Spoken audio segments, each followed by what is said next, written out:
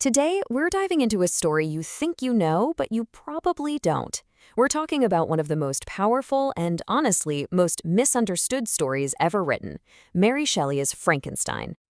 So let's just jump right in with a massive question, one that feels even more real today than it did 200 years ago. What if our greatest creation ends up being our biggest mistake? What happens when we get so good at making life that we forget how to take care of it? I mean, just think about where we are right now. We're teaching machines to think for themselves. We're editing the fundamental code of life with CRISPR. And that's exactly why this book is so much more than just a classic horror story. It's like a warning label for the future, and we're living in it right now. So in this explainer, we are going to unpack the book's biggest warnings. We're going to talk about the dangers of ambition, about who's responsible when things go wrong, and about the tragedy of prejudice. And you'll see how these ideas are basically ripped straight from today's headlines. Here's the roadmap. We're breaking this down into 5 huge, enduring warnings. The peril of unchecked ambition, the monster's humanity, the creator's responsibility, the fear of the other, and finally, science without ethics. Let's get into it. So, warning number 1, the danger of ambition without any limits. You know that feeling, right? That obsession to do something monumental, to be the first, to conquer the unknown. But you get so focused on the goal, you never once stop to ask, so what happens if I actually pull this off? What's so brilliant is that we get hit with this idea before we even meet Victor Frankenstein. The whole story is framed by these letters from an explorer, Robert Walton, who's absolutely hellbent on reaching the North Pole. You can just feel the fire in his words, this insane desire for glory that perfectly sets the stage for Victor's own fatal flaw. And there's Victor himself admitting it. He calls it a frantic impulse. He says he lost all soul. You see, his quest stopped being about noble science and became this sickness, an obsession that completely consumed him and blinded him to the horror of what he was actually doing. This is the classic playing God situation. It's the ultimate story of a genius so fixated on if he could do something, he never stopped to ask if he should.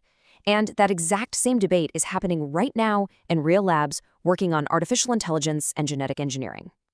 And Victor's ambition, of course, leads directly to our second warning, which is all about the creation himself. So forget the Hollywood image of a grunting beast. The creature in the book is something way more complex and way more tragic. He wasn't born a monster, he was made into one. Get this, these are the creature's own words. He's hiding out, secretly watching this poor family, the de Lacys. And what does he feel? Not rage. It's this deep, complicated mix of pain and pleasure.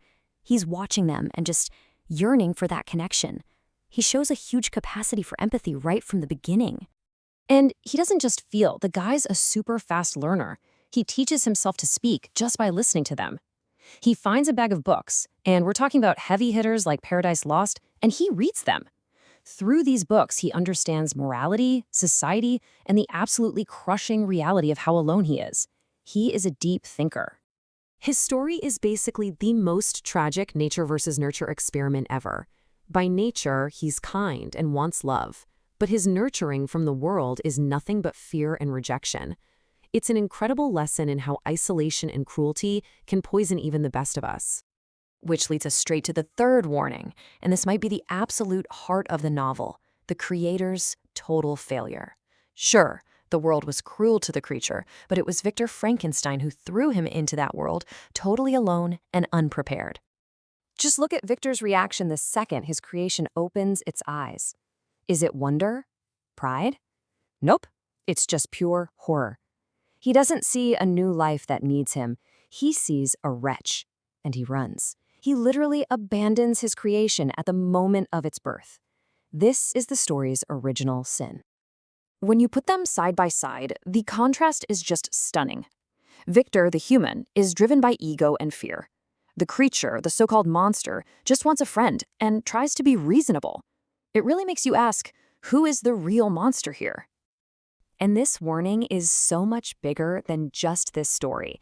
It's about parents, it's about mentors, and today, it's absolutely about tech companies that release a powerful new tool and then just wash their hands of the consequences. Sound familiar? So Victor abandons him, and then every single person he meets rejects him on sight. This brings us to warning number 4, the destructive power of prejudice, of fearing someone just because they look different. This scene, it's just heartbreaking. After months of watching the de Lacys, learning from them, hoping, he finally shows himself. And what happens? They don't see his kind heart. They don't hear his eloquent words. They only see his face. And their reaction is instant, brutal violence. That is the moment all his hope just dies. He is judged completely on how he looks, his mind, his capacity for love. None of it matters. This automatic, gut-level rejection of the other is Shelley's powerful commentary on a flaw that has been part of humanity forever and still fuels so much conflict today. And all of this leads to our fifth and final warning, the one that ties everything else together. It's about what happens when you have science without ethics, when you have progress without a moral framework. These are the words of Victor's professor, and just listen to the language he uses. Scientists penetrate nature's hiding places. They have unlimited powers. There's this vibe of conquering nature, not understanding it. And this is what seduces Victor, the promise of godlike power without any mention of godlike responsibility. And this way of thinking leads to a complete moral collapse. I mean, Victor starts off with good intentions, but this pursuit of science without a conscience leads him down an incredibly dark path, from secret experiments to abandoning his creation to letting innocent people die for its crimes. It's a terrifying timeline of how a person can lose their way. So in the end, all 5 warnings really boil down to one powerful message. Just because you can do something doesn't mean you should. The whole novel is a timeless and urgent question for every scientist, every inventor, every creator.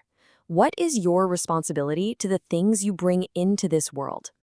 Which leaves us with one last thought.